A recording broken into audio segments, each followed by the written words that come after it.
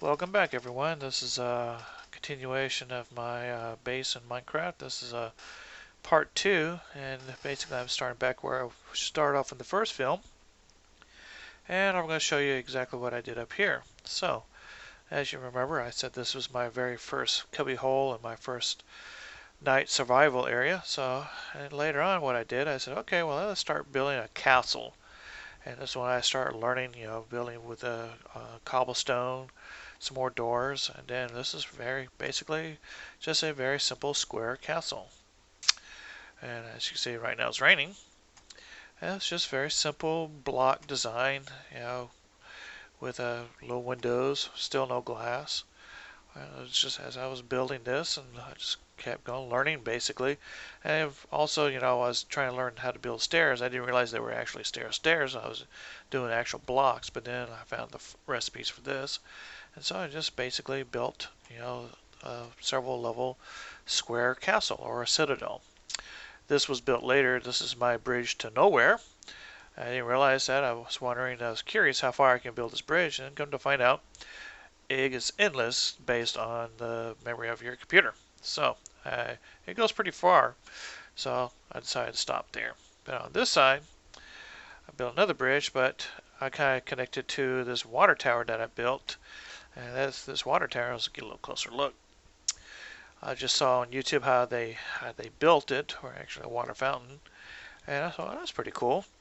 And so it also serves as a kind of like a beacon or a tower. So if I'm pretty far away, I can see where it is, and if I don't have a compass, I know exactly where my base is because I got this tall water tower. Of course, as you see, it's getting raining pretty hard. And from here, you can see where I just built my little cube of a castle, and then I extended out some platforms here as learning. Also, I did my first sculpture. I found out how to do lava and water together and made a little waterfall. And there's my trap towers, and this is my new one I've designed. Now I got them all interconnected. I filled in some of the dirt that I filled in, so it feels it nice and flat. Still got to fill those in. And further on, let's see here. I don't know if you can see it, but right here was my first mine shaft. Now I got a total of 3, and I'll show those in another video. So let's go back. Let's see what we got here. There's a, nice, straight, simple bridge. This is suspended. This is where I learned, if you hold down the shift key, you won't fall off the edge. I didn't know that when I first was doing that platform right over there. I fell off a couple times. But, live and learn. Go further up the castle, and this is where I learned, how about we got these ladders? So I go up there and build ladders. I say, well, for kicks and grins, one at the very top, just put a tree on top of my citadel. And here I am, and you can see here, I'm above the clouds. In fact, right there's a cloud there because the rain. And here you can see I have a pretty good view of what the top of my base looks like. Now, there, of course, there's my bridge to nowhere. It goes off pretty far. And down here, as you can see, I got my towers, but what I have to do, I have to spread out the light. This is a technique I learned from some observations from YouTube, that when you want spawn, the mobs spawn inside the dark rooms inside the tower, but you want to spread out these lights here so they don't spawn over here in the dark. Of course, I need to really spawn them further, put some more lights further out. And also, I had to go looking for underground caverns and make sure they don't spawn out there. So it's to increase the spawn rate inside the towers.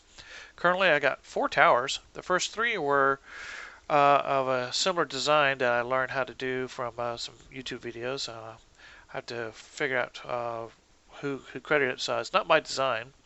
This one right here I saw, of course, if the cloud gets out of the way, is I saw another design. So, let me try that. But it's a smaller version where it's basically a lava trap like these are, but the water falls on one side instead of 4 corners like these other 3. And the reason there's 3 different versions, when I first built the first one here, I kind of was examining the video and I said, oh, I didn't quite get it, because I misplaced by a couple blocks, so it didn't quite fit. But I got it to work. The second one, I actually hand drew it out on paper block by block so I get the water flow perfectly. And this one was I was experimenting as a water trap, but it didn't work out too well. So I said, okay, heck with that. I just reconverted it back to a fire trap. So let's go back down and let's take a look at a pretty close look at those fire traps in my mob spawn trap. Let me see if we go further down. Of course, I'm in peaceful mode, so I don't have the zombies, creepers, or.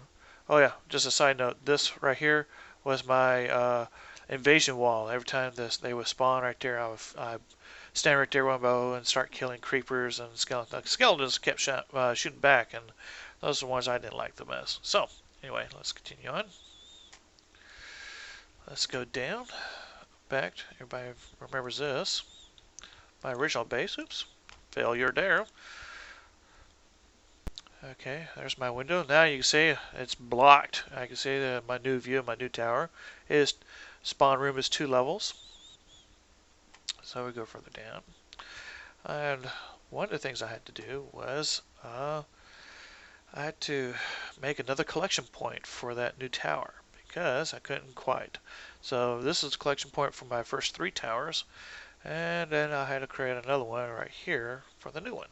So, and the other improvements I made is I kind of added these little areas right here. Now, this is towers or ladders up to my 3 traps, and everything's underground because I want to be able to access everything that I got, maintenance or take a look, all underground and all lit up so I don't get surprised by a mob. Nothing sucks like you come around the corner and there's a creeper and it blows up your creation. So, this is the first trap. Now this is one I kind of visually looked at in the video and tried to estimate how it looked. And I don't know who the gentleman who created this, but everybody who's seen these traps has seen this before. But I'm kind of was off by a block, and so it didn't quite work out right. As you can see, the water kind of flows not perfectly, so that's why I had to expand it out 3 to get those traps working. So basically, this one's the tallest one. I think this is about 4 levels above. So this is the first one. So the heck with it. So of course I have a door to the outside, but we go back down. Let's take a look. Now we go to the second trap. Very similar to the first one.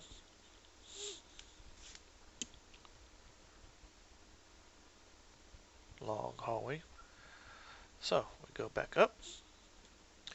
Now this is the one that's probably mathematically or cube size is perfect because my water flows perfectly. It drops in, and you can see the route where it goes collect to the other one. Everything's nice and neat, just as high. Just enough room for spiders to come down. This is for the only difference in design I've seen. This is too wide. If you can see here, the lava is too wide, while the ones I've seen in videos is 3. And the reason why I don't need it 3 wide because spiders are 2 wide and 1 block high, and all the other mobs are 2 blocks high and 1 block wide. So everything here all the mobs will fit down here, and spiders will be killed in this, but it takes a little longer because they do climb walls, and you can see them come here trying to escape, but eventually they get there. So now this third one, I was trying to design on my own, is same principle as these first 2, but I said, okay, let's make a water trap. So in those 4 corners, I was going to try to make a drowning chamber. Well, it worked for the most part, except for spiders. They kind of hung around, and also the skeleton guys tended to climb up the water.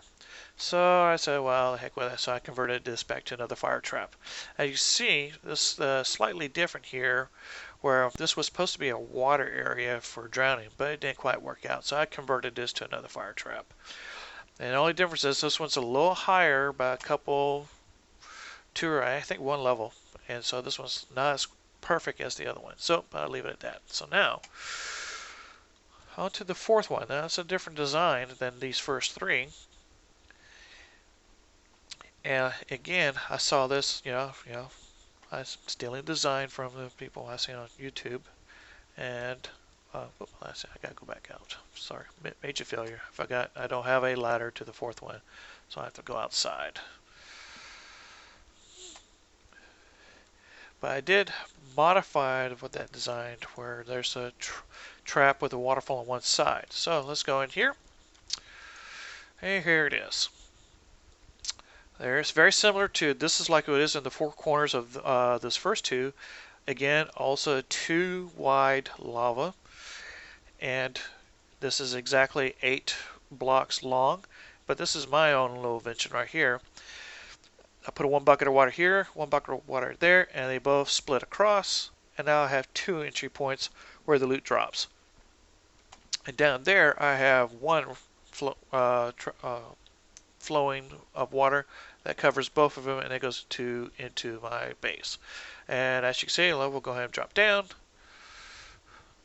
There it is. You can see the other one, and here I am back to the water collection. So, and that one has 2 levels. So that's what you see. My base was built above and my fire traps. So hope everybody liked it, and the next video I'm going to show you my mine and my mine cars. I appreciate it. Thanks everybody. Bye.